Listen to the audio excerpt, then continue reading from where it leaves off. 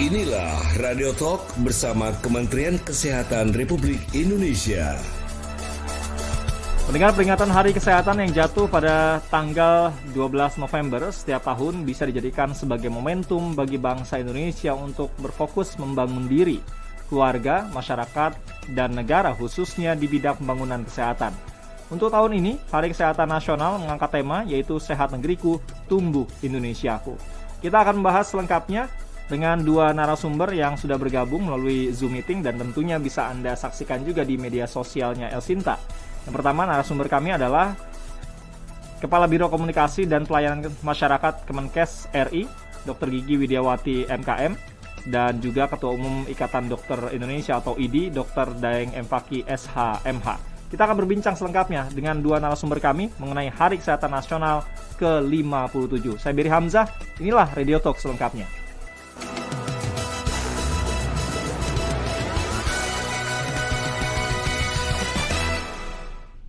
Halo, selamat pagi Dr. Widya dan juga Dr. Daeng. Apa kabar semuanya? Selamat pagi, Mas. Selamat pagi, Pak Daeng. Sehat ya? Selamat pagi. Sehat-sehat semuanya ya, Alhamdulillah. Baik, suaranya juga jernih, terdengar jelas kedua narasumber kita ya. Tapi di awal ini Dr. Daeng, saya ingin ke Dr. Widiawati terlebih dahulu ya.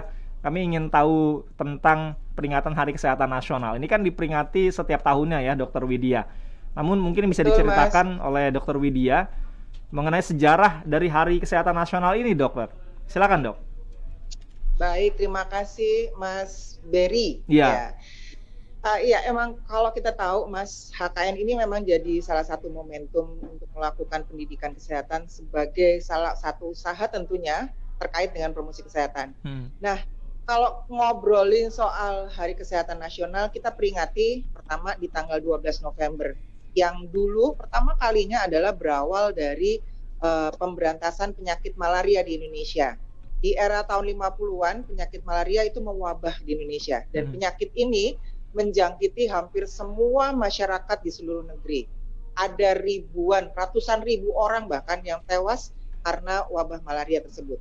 Nah, karena banyaknya korban yang jatuh, pemerintah kemudian segera mengambil tindakan, melakukan upaya berbagai macam untuk membasmi malaria tersebut.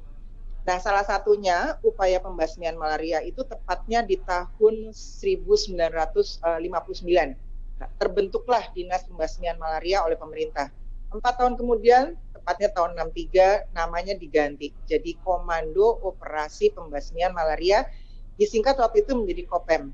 Nah, upaya pembasmian ini dilakukan oleh pemerintah, tentunya dengan dibantu berbagai macam organisasi dunia, ada WHO, ada USAID. Nah, dengan dilakukan upaya pemberantasan tersebut, pemerintah tentunya amat sangat berharap malaria itu betul-betul bisa diberantas. Bentuknya adalah penyemprotan. Dilakukan dengan waktu itu jenis obatnya DDT. Ada di rumah-rumah penduduk di sekitar Pulau Jawa, Bali, sampai ke Lampung juga. Nah, waktu itu presidennya Bapak Soekarno yang menjabat Presiden RI melakukan penyemprotan pertama secara simbolis itu tepat tanggal 12 November tahun 59 di Desa Kalasan, Yogyakarta. Dan 5 tahun kemudian kurang lebih sekitar 63 juta penduduk sudah mendapat perlindungan dari penyakit malaria ini. Oleh sebab itu, pas di tanggal 12 November 1964, keberhasilan pemberantasan malaria diperingati sebagai Hari Kesehatan Nasional atau HKN pertama. Dan dari situlah mulainya HKN itu diperingati setiap tahun sampai tahun ini. Mudah-mudahan berikutnya juga tetap berjalan. Amin, mudah-mudahan. Iya. Ini sudah memasuki tahun ke-57, tapi tujuan dari kita memperingati Hari Kesehatan Nasional ini apa sebetulnya, Dr. Widya?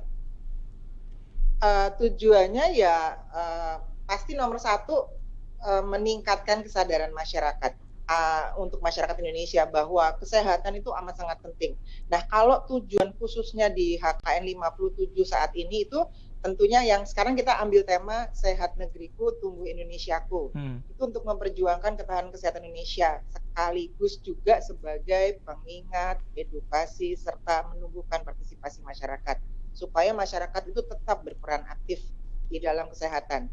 Contohnya dengan kepatuhan masyarakat yang sekarang terus dihimbau tentang protokol kesehatan 3M tambah dengan hindari kerumunan dan mobilisasinya dikurangin. Terus kemudian meningkatkan target cakupan vaksinasi COVID-19, edukasi masyarakat untuk mencegah penyebaran informasi berita hoax. Soalnya satu berita positif kita keluarkan, di saat itu satu helaan nafas berita hoaxnya udah ngikutin ada 6 kali ya. Iya benar. Ya. Terus kemudian meningkatkan semangat sama optimisme seluruh komponen masyarakat, gotong royong komponen bangsa, pemerintah, karena kita nggak bisa kerja sendiri nih kalau kayak gini. Jadi kita butuh kerjasama dari seluruh stakeholder, dari pemerintah pusat, daerah, akademisi, para tokoh, media massa, dunia swasta juga, organisasi masyarakat, pokoknya semua. Itu makanya supaya pandemi ini melandai. Terus ya itu perubahan perilaku penting banget untuk menjadi lingkungan itu menjadi lingkungan sehat dan menerapkan tentunya gerakan hidup sehat. Kita kan gembar-gembor tentang Germas ya, gerakan hidup sehat untuk masyarakat. Dan kita rangkul kita rangkul COVID-19 ini di tatanan keluarga, institusi pendidikan, pelayanan kesehatan, tempat kerja. Jadi mudah-mudahan dengan kita mematuhi segalanya protokol kesehatan yang seperti tadi saya uraikan, kita akan bisa berangkulan dengan COVID-19 secara baik dan kita akan selalu sehat.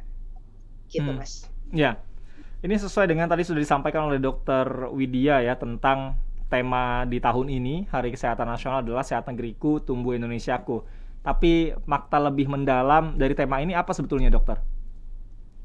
Ya, itu sih sebetulnya kita ngebangun optimisme sama semangat. Meningkatkan kesadaran masyarakat juga gitu ya. Iya, seluruh komponen masyarakat deh pokoknya untuk bahu-membahu, bergotong royong, menyelesaikan pandemi COVID-19 ini secepat mungkin tentunya ya.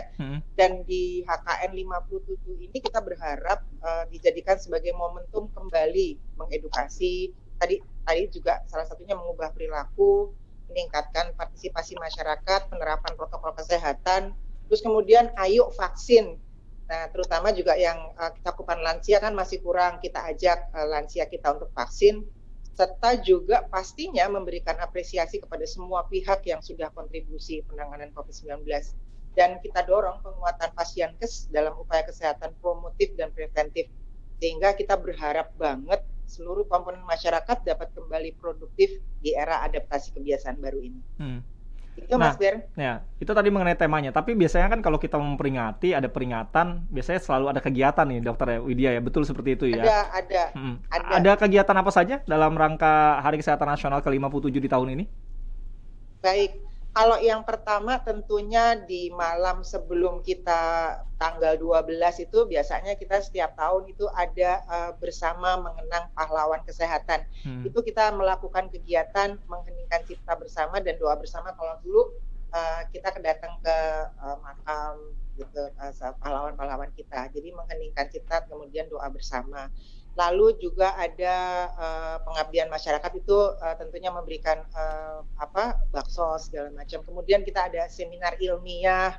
Terus yang penyemangat buat semua teman-teman ada lomba-lomba, kemudian olahraga, dan yang pasti yang ditunggu ini ada penghargaan. Kemudian yang jelas kita mempublikasikan acara ini di penghargaan juga di acara puncak. Jadi kalau di acara puncak tahun ini ada pencanangan percepatan COVID-19 itu target nasional.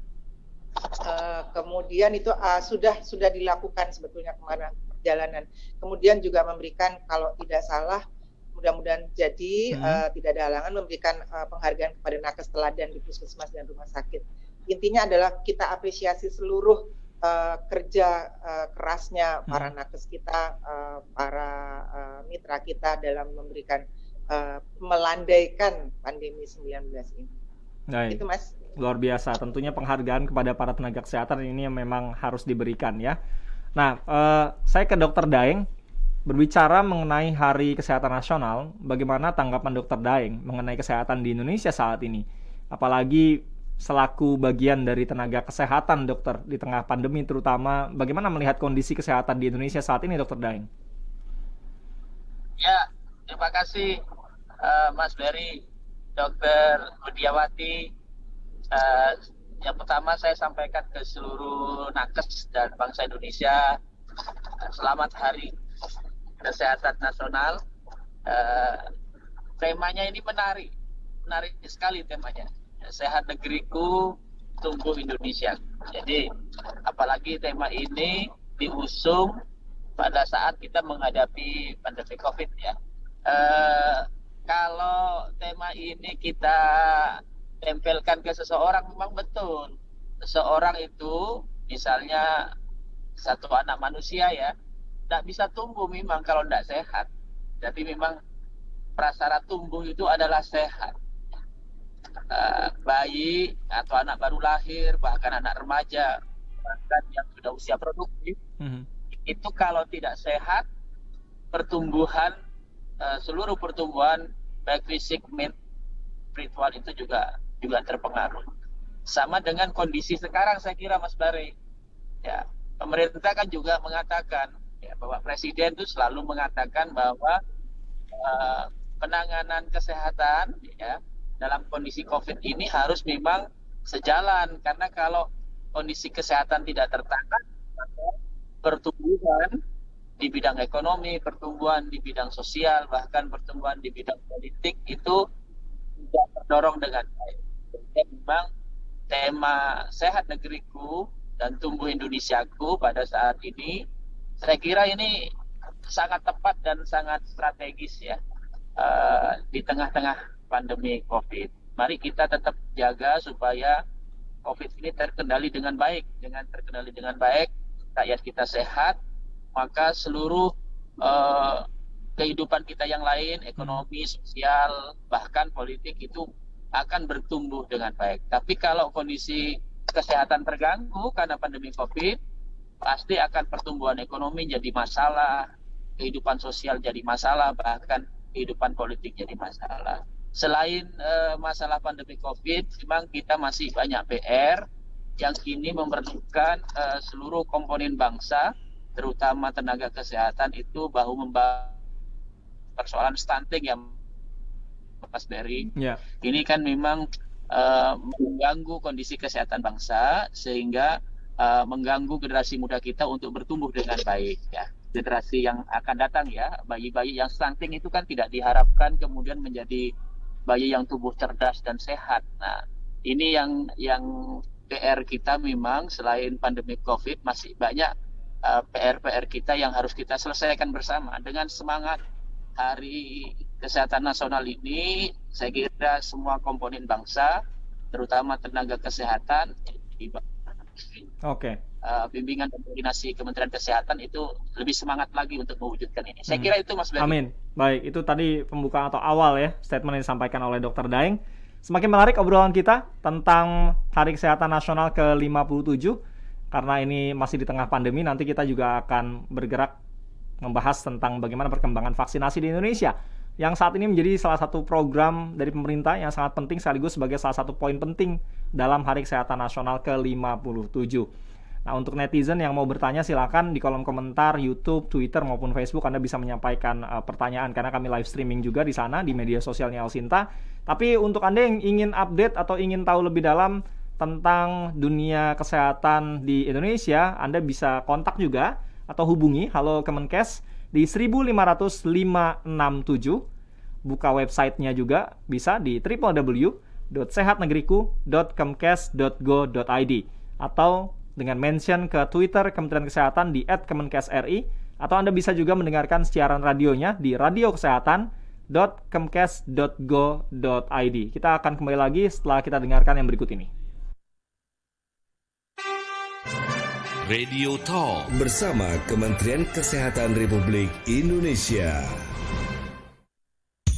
Saatnya kita bersama akhiri pandemi dengan vaksinasi, karena kan kita hadapi masa depan sehat, harapan kita semua. Jangan ragu, ayo bersama selamatkan negeri dengan vaksinasi.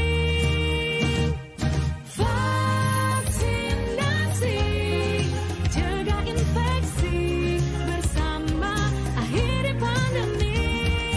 Vaksinasi, pilihan untuk pulihkan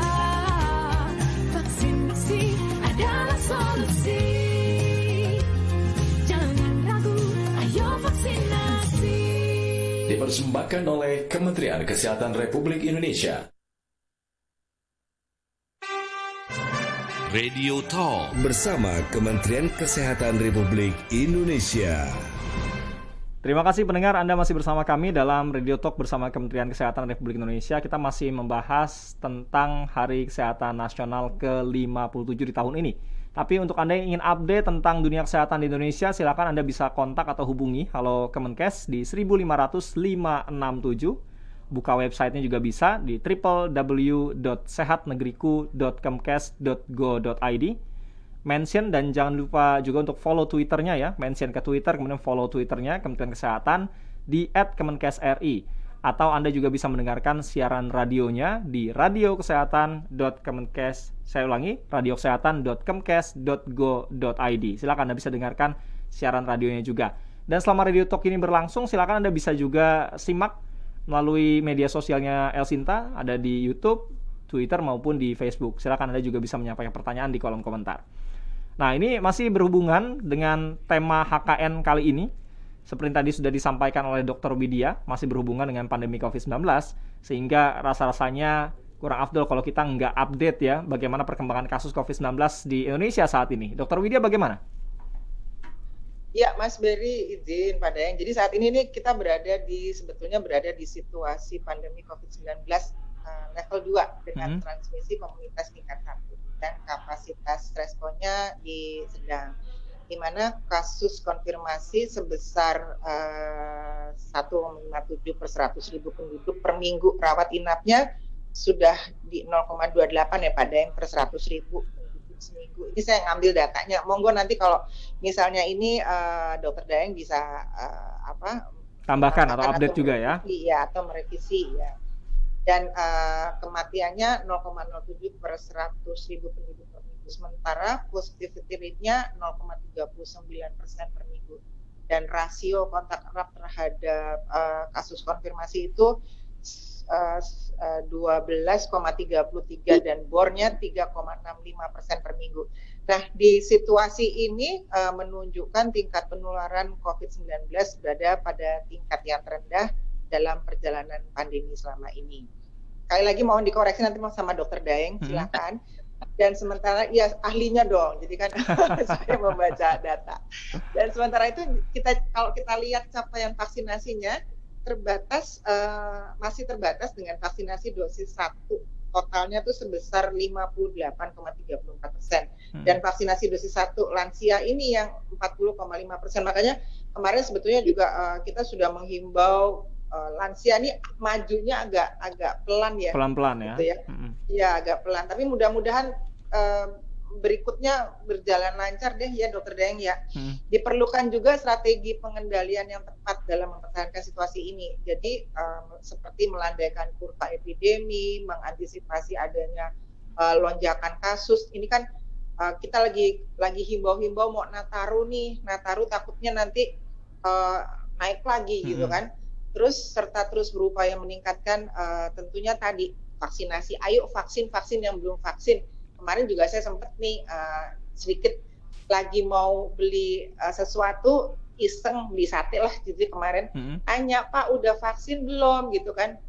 Oh Bu, saya nggak mau Bu, soalnya saya sakit lambung. Belum, nggak ada masalah Pak, vaksin yuk saya antri, besok saya jemput sampai gitu ya. Lah gemes orang udah sampai ini, sementara itu sate langganan saya gitu kan. Aduh, jadi kayaknya mikir juga. Kemudian, mengingat pandemi ini memang belum berakhir, kita memang menyiapkan diri ngerangkul COVID-19. Nah, kalau berdasarkan data yang masuk di aplikasi Orekot, kalau secara nasional memang rata-rata pertambahan kasus baru ini dari seluruh kabupaten kota per minggunya kurang dari 20 orang per 100.000 penduduk. Tepatnya kalau pada minggu terakhir kemarin tanggal 6 kita ambilnya, itu 1,51 per 100.000 penduduk. Positivity rate-nya 0,37%. Dan angka ini memang sudah jauh di bawah indikator yang ditetapkan WHO, yaitu di bawah 5%. Dan menunjukkan bahwa tingkat transmisi COVID-19 insya Allah sudah terkendali. Amin. Nah, perawatan di rumah sakit juga turun. Monggo ini nanti Dokter Daeng. Walaupun kasus tetap menurun, sekali lagi, tetap kita harus waspada. Protokol kesehatan ketat dijalankan. Ya, gitu. tapi monggo apa? Ditambahkan. Tapi apa Dokter Daeng, Dokter Widya, mohon maaf, yang menjadikan kasus di Indonesia ini sudah melandai dan cenderung terkendali tadi? Apa yang terjadi sebetulnya? Ini Dokter Daeng kan? Dokter Widya, silakan Dokter Widya. Oh, saya. Saya ingin tahu dari Kemenkes seperti apa sebetulnya, mengapa kasus di Indonesia saat ini melandai, apa yang menjadikan itu bisa terjadi sebetulnya? Oke, siap. Jadi memang sebetulnya kalau saya dari Kemenkes, ini semua kerja keras, semua pihak intinya. Terutama pasti nomor satu adalah nakes yang kerja keras ketika COVID-19 meningkat untuk mencapai target vaksinasi, dan selain itu juga selain kerja keras semua pihak juga partisipasi masyarakat melakukan ini protokol kesehatan yang ketat. Jadi kan himbauan-himbauan itu terus diberikan, yang memberikan himbauan tidak hanya dari kami saja tapi dari semua kemitraan kami juga memberikan himbauan bahwa harus prokes keras. Terus peningkatan kewaspadaan dini terhadap COVID-19, ini lakukan testing terhadap semua orang yang bergejala dan kontak eratnya, kemudian dilakukan dengan melakukan tracing, kemudian isolasi atau karantina sesuai dengan prosedur. Itu sebetulnya salah satu kunci untuk mencegah penularan yang berkelanjutan. Terus juga dari tenaga kesehatannya, puskesmas, rumah sakit, dinkes tuh elemen masyarakat terlibat dalam, ada yang namanya juga kan Satgas Desa, peran serta masyarakat nih buat bantu pencegahan COVID. Ini juga Satgas-Satgas di, contoh saja di beberapa tempat di kelurahan juga, apa kan juga punya Satgas tuh. Jadi memang upaya dilakukan penurunan COVID-19 itu selain tadi pelacakan kontak, terus kemudian testing, itu juga seluruh komponen masyarakat, ada TNI Polri, kemudian juga ada tenaga-tenaga cadangan, relawan, terus pengetatan masuk syarat rumah sakit kan. Kalau dulu pernah ada beberapa bulan yang lalu, kita jadi supaya nggak berbondong-bondong ke rumah sakit, yuk dilihat dulu apakah bisa isolasi mandiri di rumah, kemudian kita sediakan dengan 11 yang telemedicine ya? Aplikasi. Telemedicine waktu itu. Ya, telemedicine itu kan amat sangat membantu sebenarnya. Jadi orang nggak bondong-bondong ke rumah sakit atau ke Wisma Atlet atau ke apa, jadi agak sedikit menjaring gitu. Dan sekali lagi vaksinasi itu penting, syarat pelaku perjalanan.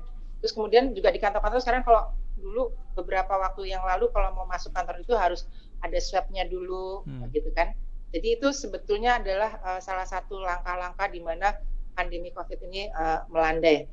Ini yang lebih canggih lagi neranginya Dokter Daeng. Iya, silakan Dokter Daeng bisa melengkapi tadi ya apa yang sudah disampaikan oleh Dokter Widya, atau ada hal-hal lain yang belum diungkapkan tadi. Silakan Dokter Daeng.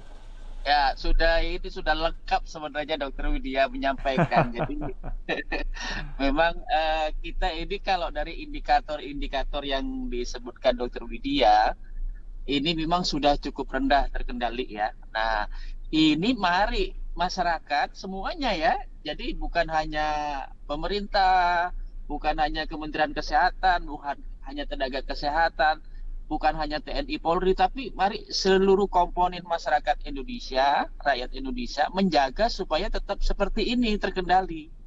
Kalau seperti terkendalinya seperti sekarang ini dengan indikator yang rendah, itu shifting dari pandemi ke endemis itu akan cepat terjadi. Kalau terjadi, maka kehidupan masyarakat itu kembali menjadi lebih baik ya. Saya tidak mengatakan normal seperti dahulu ya, tapi menjadi lebih baik di tengah-tengah masih ada ancaman pandemi. Tapi kalau kondisi terus kayak begini, itu akan membaikkan.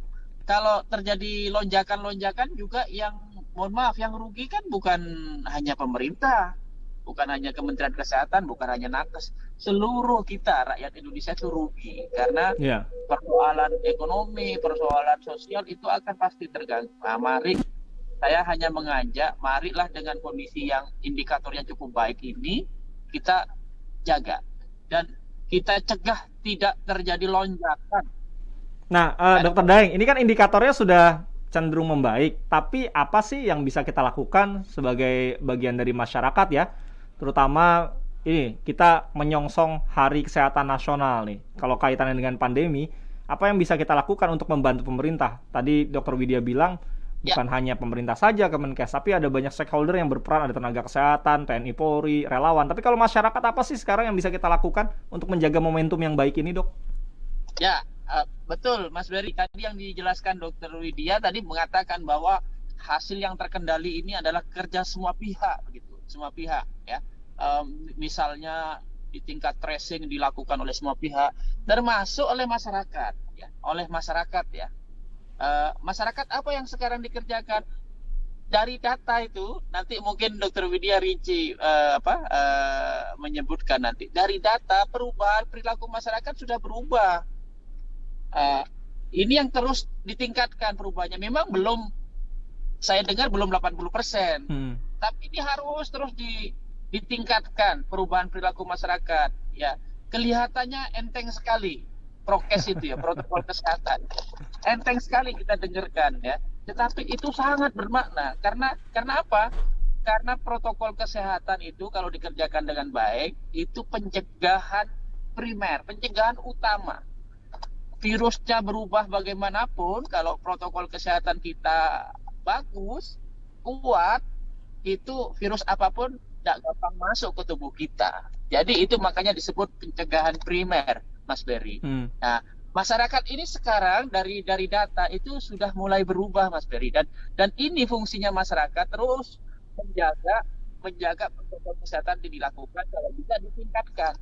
Yang mungkin angkanya masih sekitar 80% bisa ditingkatkan mendekati 100%, ya. Kalau dulu sebelum kejadian Covid ini angka perilaku kesehatan masih rendah, Mas Berry.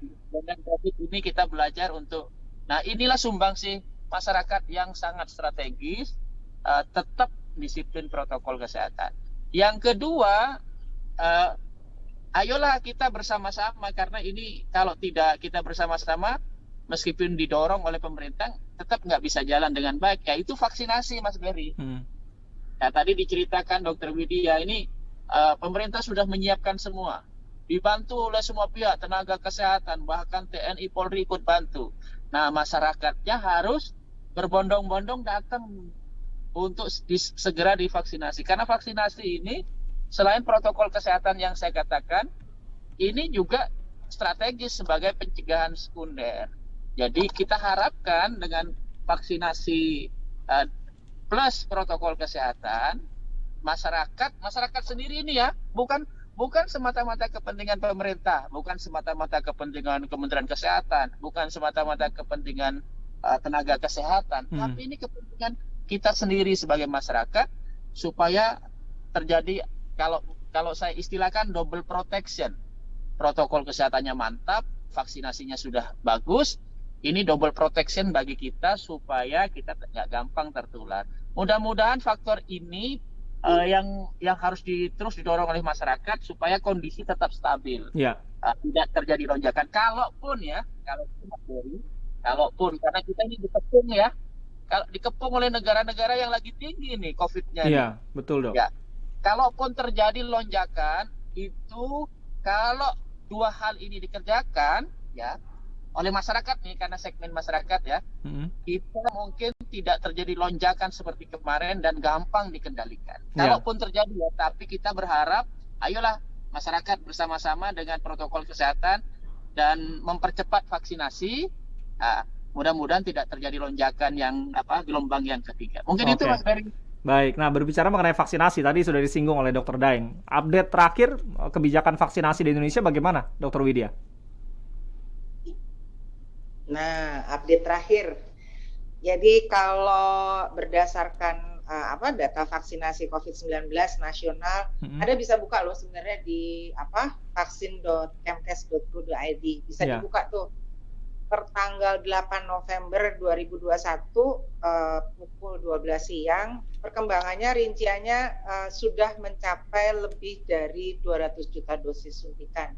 Kalau rinciannya nih, vaksin ke-1 totalnya sudah melebihi angka 125 juta orang, atau lengkapnya 125.394.487. Jadi kira-kira 60,21%. Nah, kalau penerima vaksin totalnya sudah 79 juta, melebihi 79 juta Jadi itu vaksin totalnya ya Iya. 38,3%. Kalau yang vaksin ketiga booster tuh untuk nakes, boosternya untuk nakes itu sudah kumulatifnya melebihi 1,1 juta nakesnya. Atau kalau dipersenin 79,47. Nah, sebetulnya angka target sasaran vaksinasi itu berada di 208.265.720 orang. Itu sudah meliputi tenaga kesehatan, kemudian lanjut usia, kemudian petugas publik, lalu masyarakat rentan dan masyarakat umum. Usia yang masuk juga 12 sampai 17 tahun. Nah, itu datanya, Mas Ben. Oke. Upaya yang dilakukan Dr. Widya oleh Kementerian Kesehatan ya dalam melakukan percepatan vaksinasi untuk mengajak tadi ya orang-orang yang belum divaksin atau lansia, misalkan karena kondisi-kondisi tertentu mereka tidak bisa divaksin. Ini bagaimana, dokter? Upayanya lanjutnya sebetulnya tadi kita memang menghimbau. Himbauan-himbauan itu kita keluarkan terus melalui berbagai kanal yang ada. Kanal yang paling gampang adalah tadi WhatsApp. Tapi ada juga di sini Kemenkes itu sudah menyiapkan peraturan. Ada juga petunjuk teknis sudah bisa di-download. Terus kemudian ada petunjuk teknis, ada administrasi, vaksin dan logistik. Kemudian kita juga ada jaringan Fasiankes dalam sistem Monef pelaksanaan vaksinasi COVID-19. Jadi kalau di kami itu setiap hari minimal 2 hari sekali maka akan ada kita ngadain rapat untuk melihat lewat melalui Binwil ya, wilayah untuk melihat sampai sejauh mana wilayah-wilayah provinsi itu sudah melakukan vaksinasi, kemudian kegiatan vaksinasinya, kemudian kegiatan yang lain-lain terkait dengan COVID-19. Itu kita monitor per minimal 2 hari sekali. Kalau sekarang karena udah mulai agak menurun, kita agak lebih mungkin 3 hari sekali. Bahkan kalau yang dulu waktu masih pandemi bisa setiap malam itu kita laporan. Jadi di provinsi masing-masing. Nah, vaksin didistribusikan langsung ke provinsi dan kabupaten kota waktu itu ya, dan sampai sekarang juga masih karena ada beberapa kebutuhan yang mereka ajukan. Ini untuk memperpendek rantai distribusi, mempercepat akses, serta pemerataan berbagai jenis merek vaksin. Jadi nggak boleh yang namanya pilih-pilih vaksin, ayo vaksin. Semua vaksin yang sudah masuk dan diinikan pemerintah itu baik, gitu ya.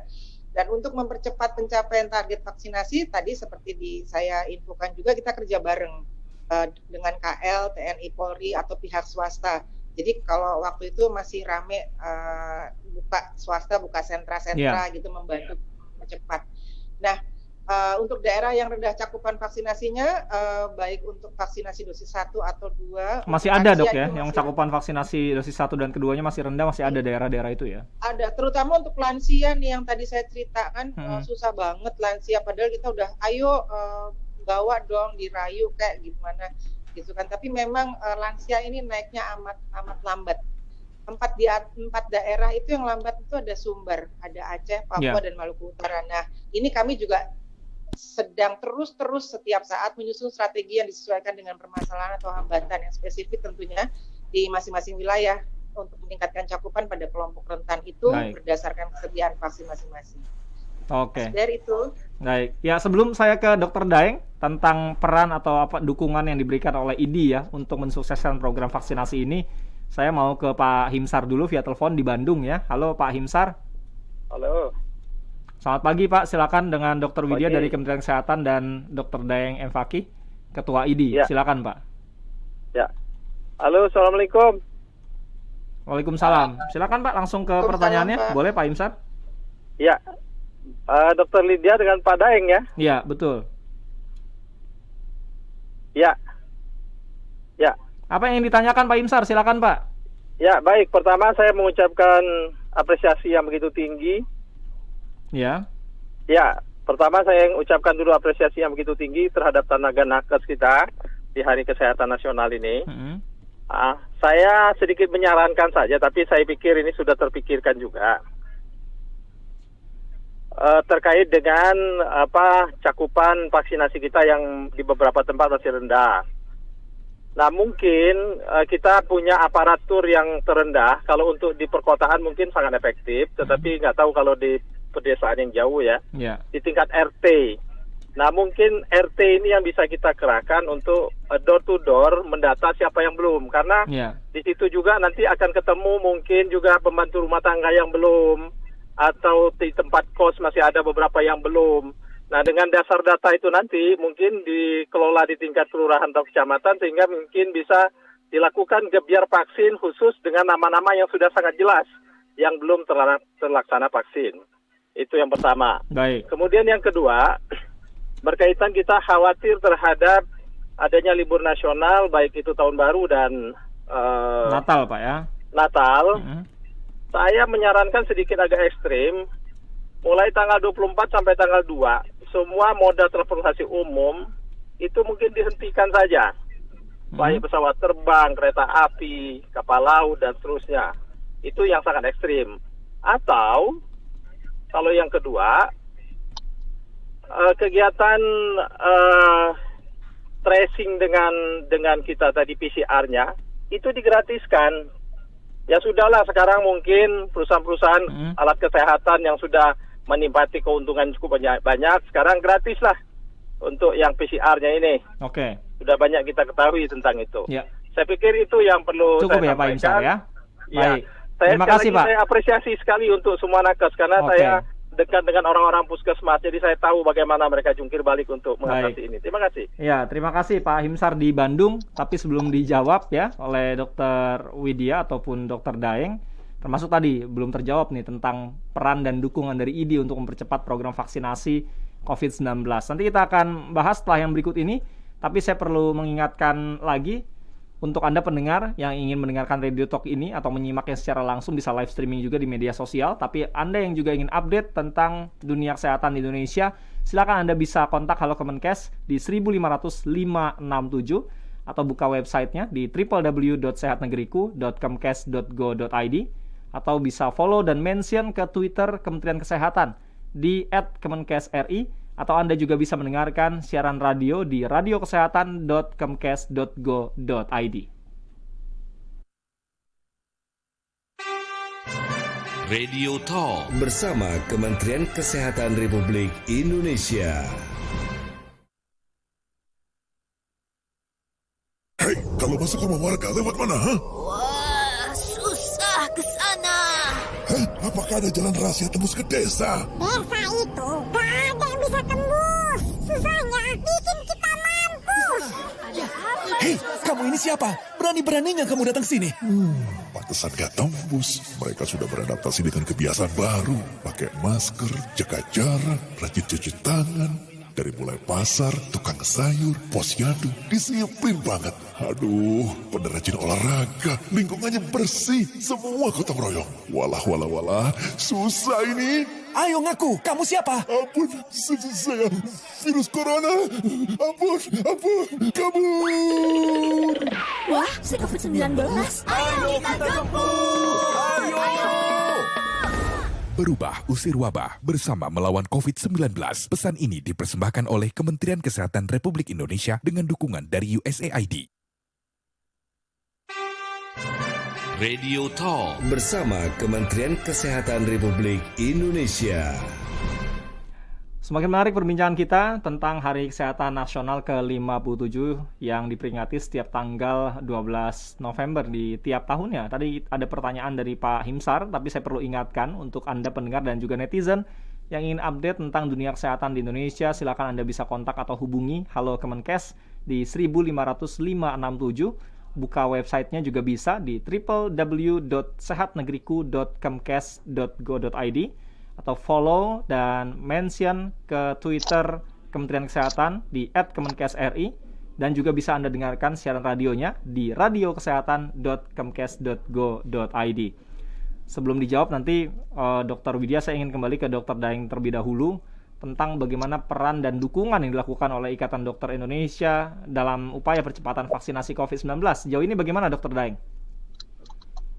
Ya, kalau kami sebenarnya secara terintegrasi sudah bersama-sama ya dengan Kementerian Kesehatan, bahkan sampai ke bawah tuh upaya yang dilakukan oleh Dinas Kesehatan setempat, kemudian TNI Polri di daerah kita sudah bersama-sama ya melakukan itu. Bahkan ada juga kawan-kawan yang secara dari kelompok masyarakat yang tadi diceritakan Dr. Widiawati, sentra-sentra vaksinasi dan lain-lain, itu banyak sekali yang bekerja sama dengan Ikatan Dokter Indonesia. Bahkan yang saya tahu ya, mudah-mudahan benar nih Dr. Widya, yang sentra vaksinasi terbesar di Mall Taman Anggrek itu juga yang tenaganya kerjasama dengan ID cabang Jakarta Barat, ya. Dan di tempat-tempat lain seperti itu, Mas Berry.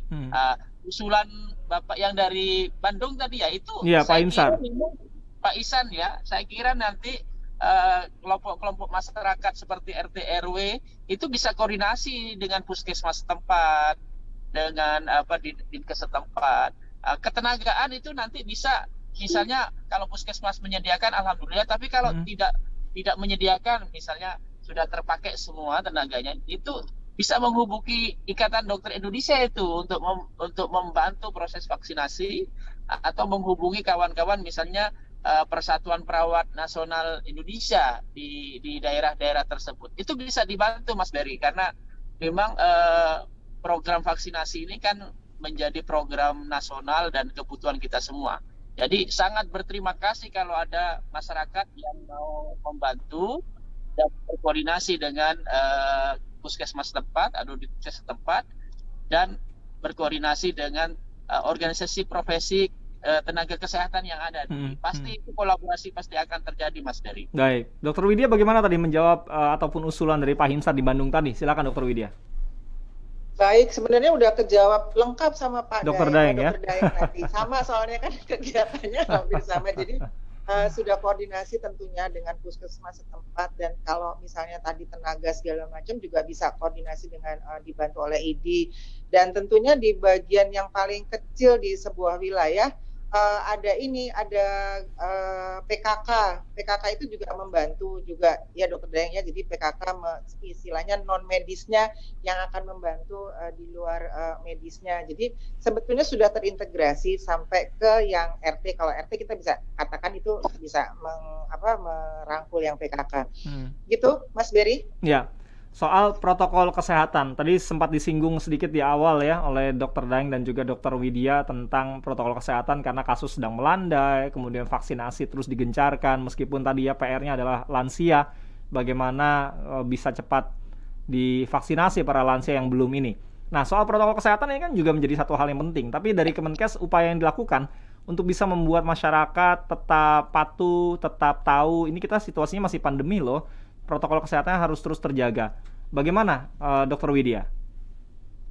Iya, upaya yang dilakukan oleh Kemenkes supaya prokesnya itu tetap dilaksanakan dengan baik, yaitu adalah menjalin, salah satunya adalah menjalin kerjasama dengan berbagai instansi pemerintah.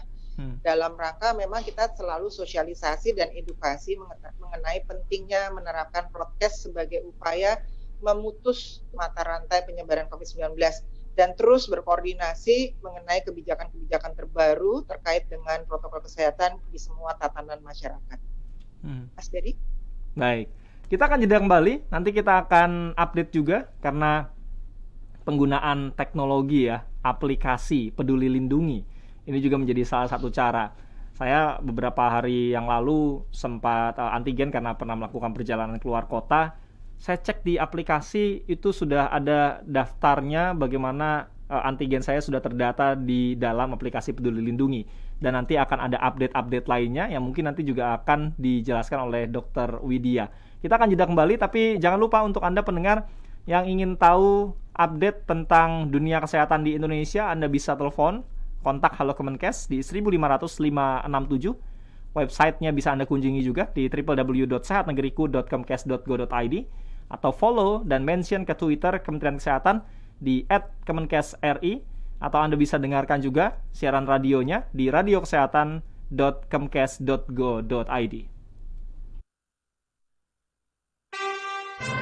Radio Talk bersama Kementerian Kesehatan Republik Indonesia.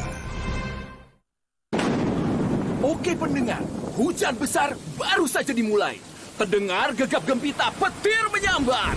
Dilanjutkan dengan serangan hujan yang semakin deras. Iya, Mereka sudah mulai memasuki atap pertahanan, terus mengalir mencari renggangan, tidak berhasil. Lanjut bermanuver ke arah masih belum menemukan retakan pendengar. Masih dengan semangat badai, kini mereka lanjut turun ke arah tembok. Tembok, iya tembok.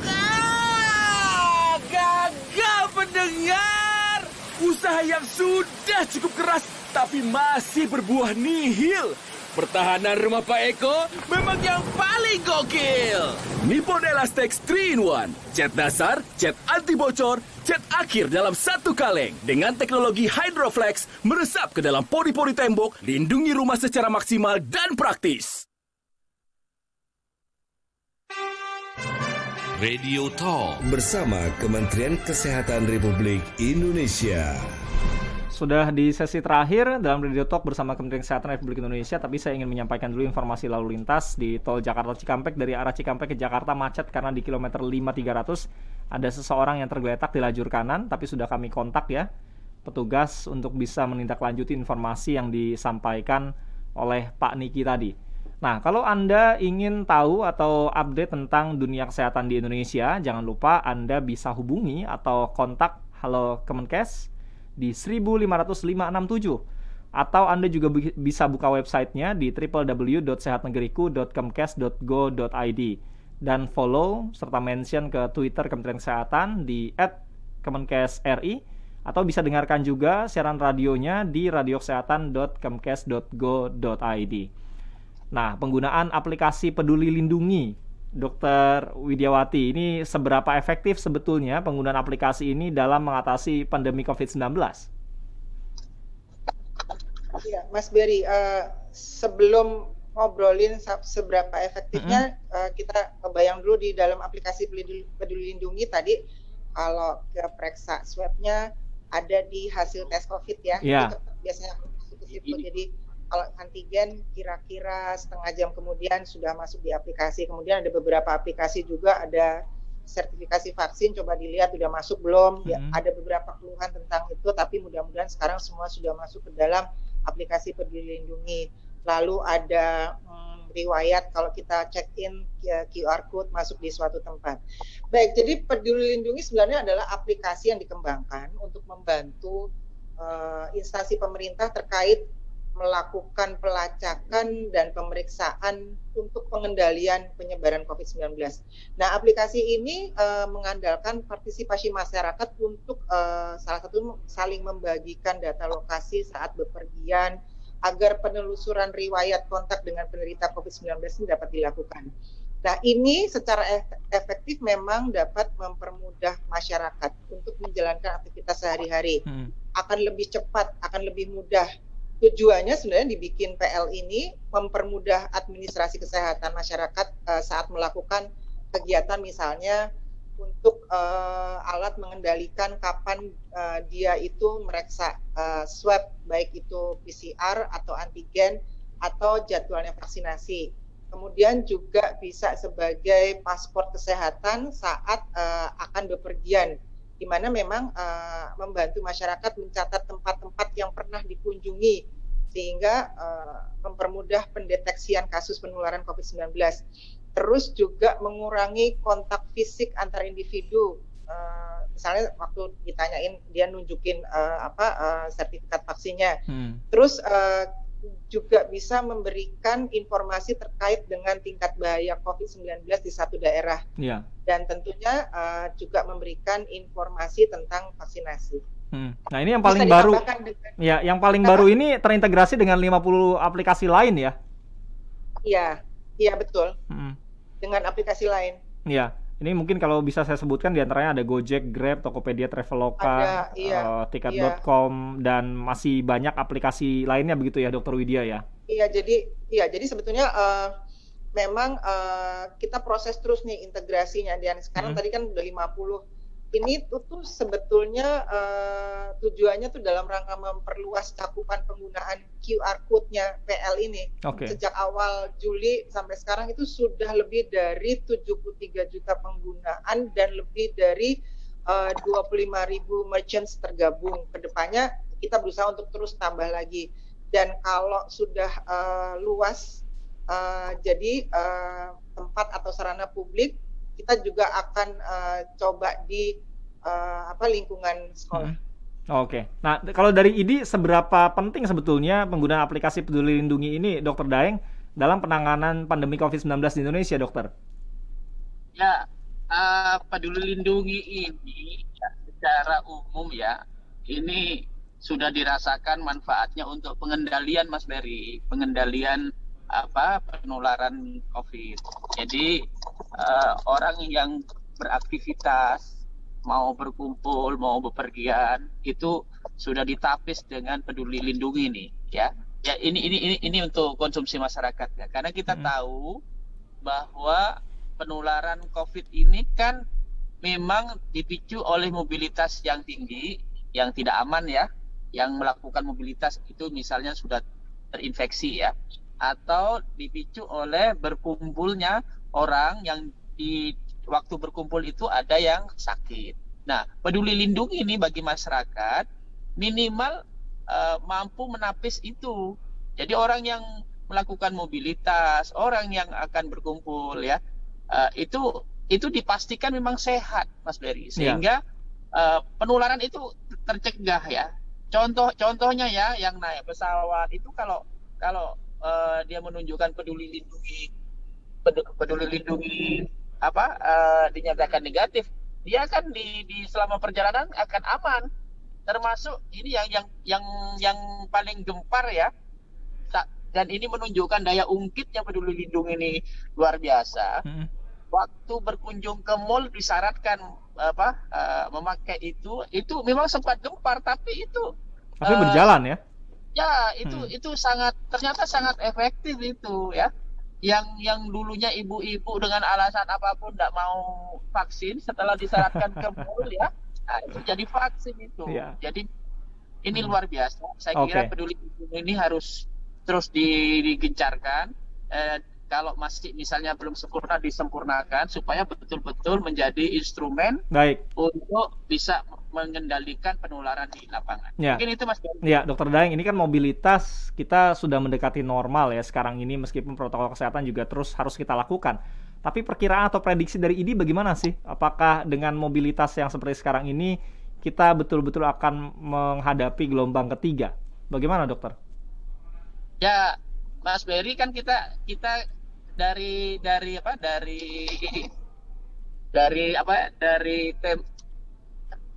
temanya, dari tema Hari Kesehatan ini kan kita sudah tahu bahwa sehat negeriku, tumbuh Indonesia. Memang harus, kalau mau tumbuh kita harus dijaga nih supaya tetap kondisi sehat kayak seperti ini, Mas Berry. Makanya enggak masalah keseimbangan antara kegiatan ekonomi itu dengan penanganan COVID itu tidak masalah. Pemerintah sudah mengatakan ada mekanisme injak rem dan injak gas gitu ya.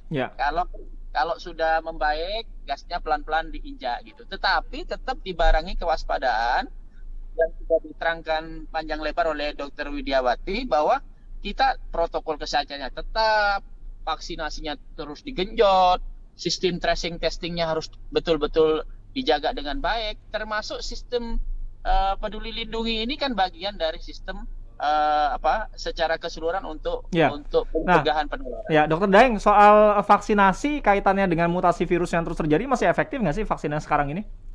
Masih Mas Berry, masih. Meskipun ada penelitian para pakar mengatakan potensinya agak menurun, tapi masih di dunia masih mengatakan ini masih sangat efektif untuk terutama mencegah terjadinya perburukan dan kematian, Mas Berry. Oke, karena itu Anda pendengar harus mau divaksinasi. Kalau memang sudah jadwalnya langsung divaksinasi. Nah, dari Kementerian Kesehatan bagaimana kesiapan pemerintah, khususnya Kemenkes ya, dalam menghadapi varian baru ini yang mungkin saja bisa berpotensi terjadi di Indonesia dan membuat kita menghadapi gelombang ketiga.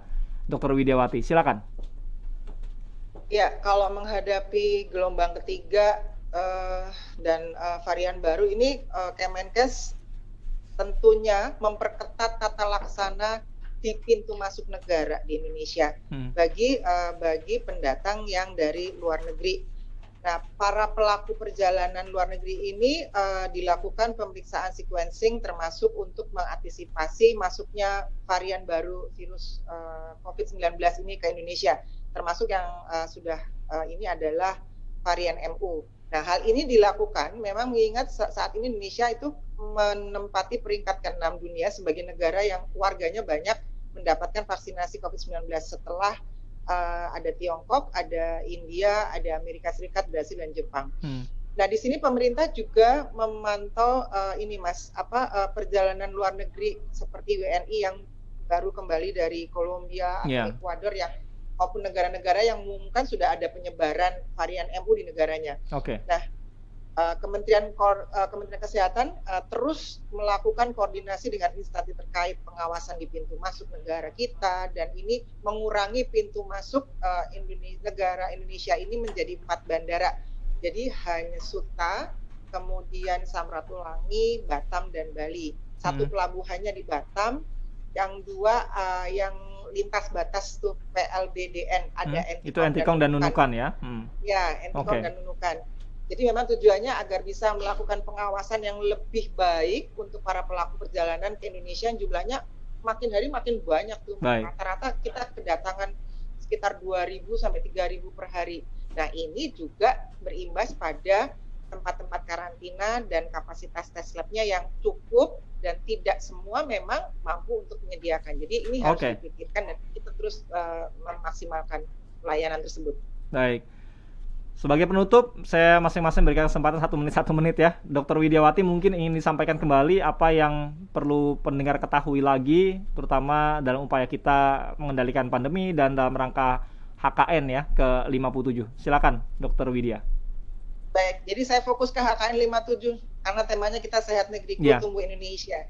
Jadi di HKN 57 tahun ini 2021 kita dapat jadikan sebagai momentum kembali mengedukasi seperti tadi saya katakan, mengedukasi, rubah perilaku, tingkatin partisipasi masyarakat, penerapan protokol kesehatan, dan vaksinasi COVID-19 tanpa memilih merek vaksin, serta memberikan apresiasi kepada semua pihak yang sudah berkontribusi dalam penanganan COVID-19.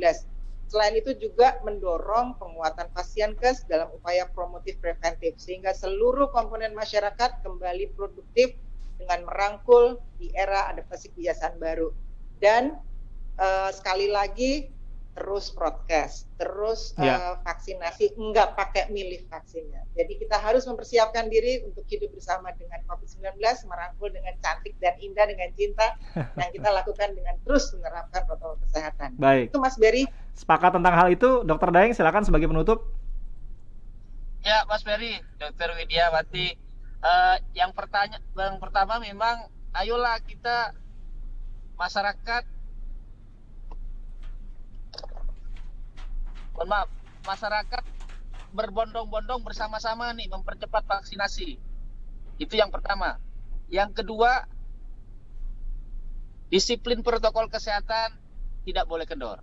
Ya. Sekali lagi, protokol kesehatan harga mati. Kalau tidak melakukan akan berisiko mati. Ini bukan nakut-nakuti.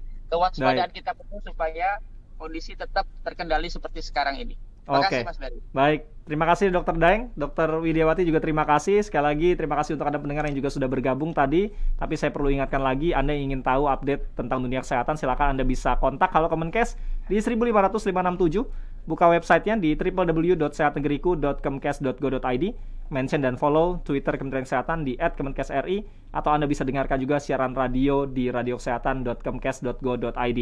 Terima kasih sekali lagi untuk 2 narasumber kita yang sudah hadir di pagi hari ini, Dr. Gigi Widiawati MKM, Kepala Biro Komunikasi dan Pelayanan Masyarakat Kemenkes, dan Dr. Daeng M. Fakih SHMH, Ketua Umum Ikatan Dokter Indonesia atau IDI. Saya Berry Hamzah menutup jumpa kita dalam Radio Talk di pagi hari ini bersama Kementerian Kesehatan Republik Indonesia. Kita jumpa lagi di lain kesempatan. Selamat siang, sampai jumpa dan sehat selalu.